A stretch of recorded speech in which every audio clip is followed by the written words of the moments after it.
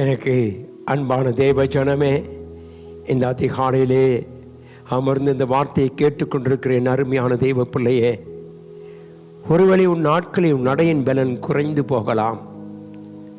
நம்முடைய பலன் நமக்கு ஒருவேளை நம்முடைய கைகளும் கால்களும் சரீரத்தின் பலனும் குறைந்து போகலாம். ஆனால் தேவன் நம்முடைய நடைகளை ஆசீர்வதிக்கிற தேவன் என்பதை இன்று காலையில் நாம் சிந்திக்க போகிறோம். வேதத்தை வாசிக்கும் பொழுது யோபின் புஸ்தகம் 18ஆம் அதிகாரம் 7வது வசனத்தை வாசித்தோமானால், அவன் பலனாய் நடந்த நடைகள் குறைந்து போகும், அவன் ஆலோசனை அவனை விலப்பண்ணும், அவன் தன் கால்களில் வலையில் அகப்பட்டு வலை சிக்கலில் நடக்கிறான். யார்? தேவனை அறியாதவன். தேவனை அறியாதவன் வாழ்க்கையை குறித்து கர்த்தர் சொல்லுகிறார். துன்மார்க்குடைய விளக்கு அணைந்து போகும், தேவனுடைய பிள்ளையுடைய கூடாரத்தின் வெளிச்சம் அந்தகாரப்படும், நடந்து வந்ததான பலன் குறைந்து போகும். ஆனால் தேவனை ஆராதிக்கிறவனுக்கு அப்படி அல்ல. வேதம் சொல்லுகிற தேவ பிள்ளையே, சங்கீதம் 18:36, என் கால்கள் வலுவாதபடிக்கு நான் நடக்கிற வழியை நீர் அகலமாக்கினீர். எனக்கு அன்பான தெய்வ பிள்ளையே, நம்முடைய கால்களை கர்த்தர் வலுவாதபடி காக்கிறவர்.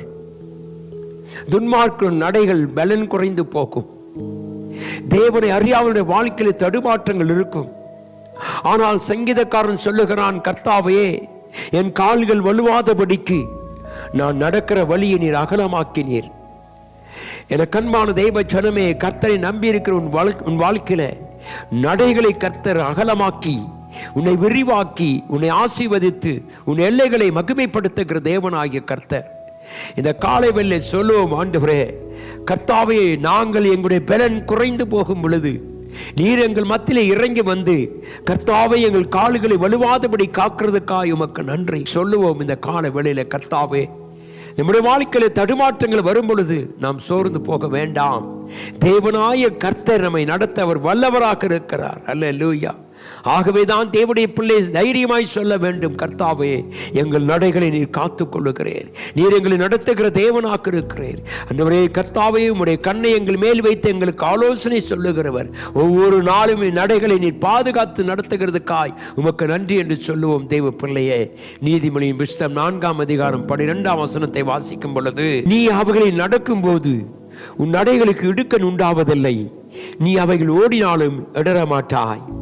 தேவனுடைய பிள்ளை, உன் கால்களை கர்த்தர் அகலமாக்கி நம்மை ஆசீர்வதிக்கிற தேவன் சொல்லுகிறார், நீ அவைகள் நடக்கும் பொழுது உன் நடைகளுக்கு இடுக்கண் உண்டாவதில்லை.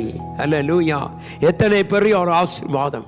உன் வழிகளை கர்த்தர் ஆசீர்வதித்து காட்டும் பொழுது அவன் சொல்லுகிறான், ஆண்டவரே, நாங்கள் அவைகளை நடக்கும் போது உன் நடைகளுக்கு இடுக்கண் உண்டாவதில்லை, நீ அவைகள் ஓடினாலும் நீ இடர மாட்டாய். எனக்கு அன்பான தேவ பிள்ளையே, உன் பாதையை கர்த்தரிடத்தில் செம்மைப்படுத்தும்படி கேள். யோபு சொல்லுகிறான், துன்மார்க்கு நடைகள் பலன் குறைந்து போகுமானால் தேவனை ஆராதிக்கிற வாழ்க்கையிலே கர்த்தர் பெரிய காரியங்களை செய்து உன் வழிகளை அகலமாக்குற தேவனாகிய கர்த்தர், உன்னை விடுதலையாக்கிற தேவனாகிய கர்த்தர் என்று வாசிக்கிறோம். அவைகள் நீ நடக்கும் பொழுது, கர்த்தர் காட்டும் பாதையில் நீ போகும் பொழுது உன் நடைகள் ஒரு நாளும் இடுக்கண் உண்டாவதில்லை. அல்லேலூயா.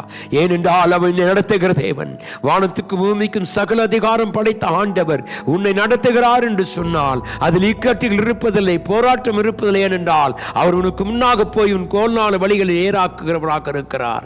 எனக்கு அருமையான தெய்வ ஜனமே, இன்றைக்கு உன்னுடைய வாழ்க்கையிலே உன் வழிகளை கர்த்தர் ஆசீர்வாதம் கொடுக்கும்படியா இந்த காலையிலே கேள். கர்த்தாவே, எங்கள் வழிகளை நீர் நடத்துவீராக, உம்முடைய பாதையில் எங்களை நடத்துவீராக, உம்முடைய சித்தத்தின்படி எங்களை நடத்துவீராக, உம்முடைய கண்ணை எங்கள் மேல் வைத்து நடத்துவீராக. ஏனென்றால் நீ நடத்தும் பொழுது எங்கள் வாழ்க்கையில் இடர்கள் உருவாவதில்லை, போராட்டங்கள் வருவதில்லை, பிரச்சனை வருவதில்லை. ஏனென்றால் நீரே எங்களுக்கு போதுமானவராக இருக்கிறேன். அந்த நம்பிக்கையோடு இந்த காலைவெளியில நம்முடைய வழிகளை கர்த்தருக்கு ஒப்புக் கொடுப்போம். கர்த்தர் நம்மை ஆசீர்வதித்து மகிமைப்படுத்துவாராக. கண்களை மூடி நாம் கர்த்தரை நோக்கி பார்ப்போம். எங்கள் கிருபாசனத்தில் அமர்ந்திருக்கிற எங்கள் தேவனாகிய கர்த்தாவே, உமக்கு முன்பாக நாங்கள் வருகிறோம் ஐயா. எங்கள் நடைகள் தாறுமாறாக இருக்கிறதப்பா, எங்களுடைய சிந்தனைகளும் எங்கள் யோசனைகளும் தாறுமாறாக இருக்கிறதானால் நீர் எங்களை பொறுப்பேற்று நடத்தும் பொழுது எங்கள் வழிகளை நீர் ஆசீர்வதிக்கிறதுக்காய் ஸ்தோத்திரம் ஆண்டவரே. இந்த கால வேளைக்காய் உமக்கு நன்றி. உம்முடைய பிள்ளைகள் தடுமாறும் பொழுதெல்லாம் உன் வலதுகரம் பிடித்து கர்த்தாவை ஆசீர்வதித்து அவர் வழிகளில் எந்த இடுக்கணும் இல்லாதபடி நீர் பாதுகாத்து வழி நடத்தும்படியாய் இயேசுவின் நாமத்தில் ஜெபிக்கிறேன் எங்கள் அன்பின் நல்ல பிதாவே. ஆமென். தேவன் நம் அனைவரோடும் இருப்பாராக. ஆமென்.